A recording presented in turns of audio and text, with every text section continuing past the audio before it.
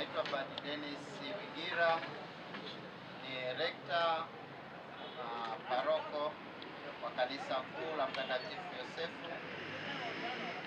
Kitambua kwamba tuko katika maombolezo kufuatia kifo cha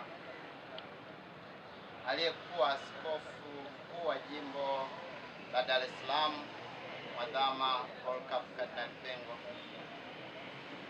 Tukiwa na huzuni hiyo, lakini tunaendelea kuwa watu wenye matumaini, sababu Mwenyezi Mungu amemjalia sio tu kuwepo duniani, lakini amemjalia kwa kuwepo duniani kwa faida ya taifa la Mungu katika maisha ya watu kiroho na kimwili.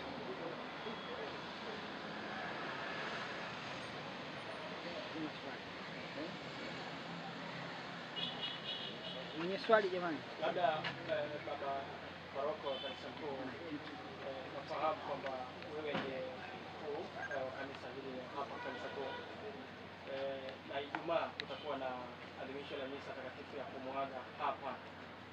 Unawaambiaje waamini na wageni mbalimbali ambao watakuja kuanzia siku ya Ijumaa, siku moja kuelekea siku ya mazishi?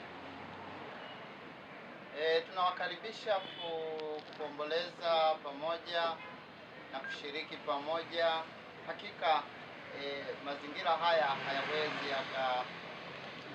yakatosheleza wingi wa watu wa Dar es Salaam wote au kutoka sehemu mbalimbali, lakini basi hata kama hautapata nafasi ya kufika hapa, popote mlipo katika makanisa na watu wengine kadiri ya mapenzi mema, wito ni kuendelea kumwombea huruma ya Mwenyezi Mungu na kuendelea kumshukuru Mwenyezi Mungu kwa maisha yake.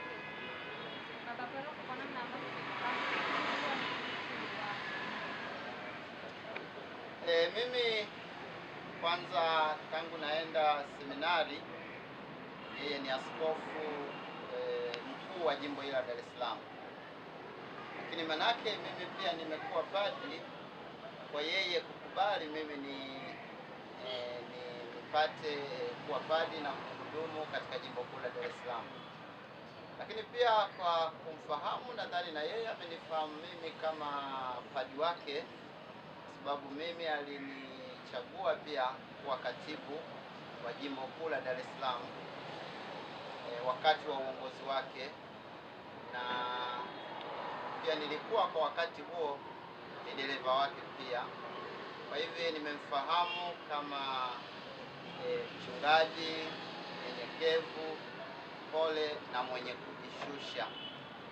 Maana kwamba hata wakati nikiwa na mwendesha, yeye hakuwa na usumbufu wa kusema endesha hivi, au yeye akikaa kwenye gari anaendelea na tafakari yake mpaka mnapokuwa naenda. Kwa hiyo hakunipa hofu ya kuendesha kwa woga, lakini pia alipenda kuishi maisha ya kawaida pamoja na kwamba alikuwa na nafasi nyingi na kubwa katika uongozi wa kanisa, na hasa alikuwa baba kardinali.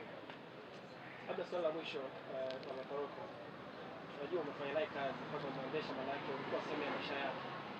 Ni kitu gani kikubwa ambacho ukifikiria hata ukiwa katika utume wako, ukiwa kwenye mimbari, ukifikiria unakumbuka ni zawadi kubwa ambayo amekuachia kwenye maisha yako? Vitu viwili. Cha kwanza na kikubwa pamoja na mengine yote ni ule ukaribu wake na kupenda kwake kuwa mbele ya Yesu wa Ekaristi. Kama mapadi, kama wachungaji, kama makasisi, Yesu wa Ekaristi ni chanzo na kilele cha utumishi wetu katika nafasi ya kikuhani. Kwa hiyo daima alikuwa karibu sana kwa tafakari na kusali mbele ya Yesu wa Ekaristi. Sambamba na hilo, akitimiza wajibu wake wa kuhubiri Injili, alihubiri Injili, alifundisha, alielimisha katika mtindo au namna yake ambayo mtu yeyote wa kawaida angeweza kupata ujumbe wa Mwenyezi Mungu na fundisho la Mwenyezi Mungu. Tambulisha tena jina, labda jina. Naitwa Padre Dennis Mijira, paroko ama rekta wa kanisa kuu la Mtakatifu Yosefu, jimbo kuu la Dar es Salaam.